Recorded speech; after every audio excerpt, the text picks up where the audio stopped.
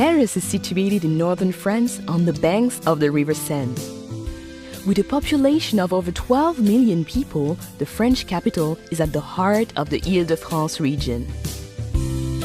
Paris earned her name the City of Light during the Age of Enlightenment, when many visionary ideas were born. It is a light that has remained undimmed and which now attracts 42 million visitors a year, making Paris the most visited city in all the world.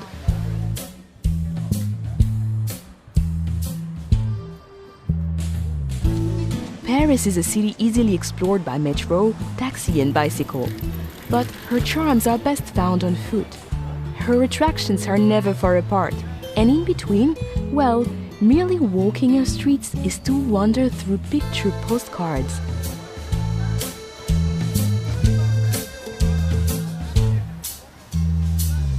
The engine room of Paris is La Défense. This modern business district, filled with light and art, is testimony that Paris is designed for living, even when at work. From the futuristic Grand Arche at La Défense, the 6-mile-long historic axis of Paris leads us back into France's grand past. The Arc de Triomphe, built by Napoleon, rises from the center of Place Charles de Gaulle and offers commanding views of the 12 grand avenues which radiate outwards like a star. From the Arc de Triomphe, the Champs-Élysées continues along the historic axis. This grand avenue is where Parisians come to dine, shop, enjoy the theater, and to celebrate life. Gradually opening into formal gardens and majestic buildings, the Champs-Élysées merges into the largest square in Paris, the Place de la Concorde. Just a short stroll away is the world's greatest treasure house of art, the Musée du Louvre. Once a 14th century palace, today the Louvre is the most visited art gallery in the world. With over 35,000 artworks, her most famous residents are the Mona Lisa and the Venus de Milo. But be warned, this collection of priceless artworks and antiquities is simply too vast to explore in just one day. Not far from the Musée du Louvre stands the Centre Pompidou, displaying the largest collection of modern art in Europe. Parisians are still debating whether this radical design is the vision of a madman or a genius. Notre-Dame Cathedral is situated on Île de la Cité, a natural island in the River Seine. Completed in 1345, this Gothic masterpiece, with her flying buttresses and gargoyles, has played center stage to some of the defining moments of French history and literature.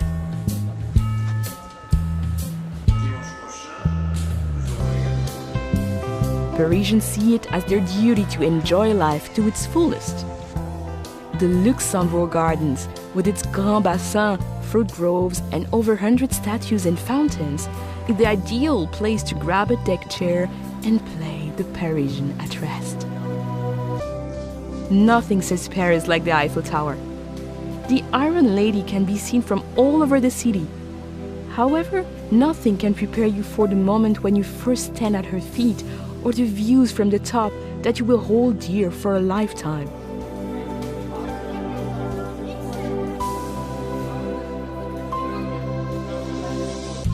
Looking north, the city rises into the hillside neighborhood of Montmartre. Once the artistic center of Paris, her twisting streets and narrow lanes were at one time the home of Picasso, Dali, and Van Gogh. They are the perfect place to lose yourself and discover those special Parisian moments. But you can never be lost for long in Montmartre. As long as you head upwards, you'll eventually come to a gleaming white crown, Sacré-Cœur Basilica. Leave the bustling city behind and step through the gates of the Cimetière du Père-Lachaise.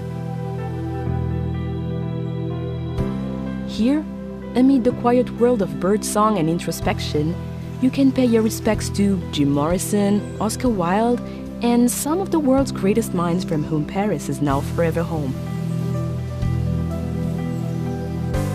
Once a day's coach journey from central Paris, the Palace of Versailles is now an easy half-hour train ride away. This magnificent 17th century chateau welcomes everyone, from heads of state to backpackers.